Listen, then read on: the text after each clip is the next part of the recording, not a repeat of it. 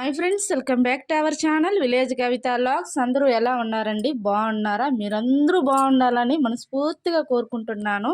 ఇంకా నేనైతే early morning మస్క చీకట్లోనే నిద్రలేసి కల్లాపు చల్లి ముగ్గైతే వేస్తున్నానండి.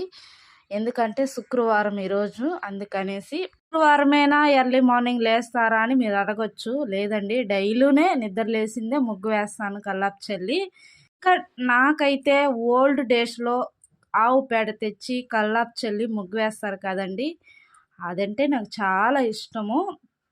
ప్రజెంట్ ఇప్పుడు అదైతే కరువైందనమాట. ఎందుకంటే మొత్తం గారండి మా ఇంటి దగ్గర అయితే. ఇంకా ఆవు పేడతో కలిపి చల్లే రోజులే కావన్నమాట ఇప్పుడు.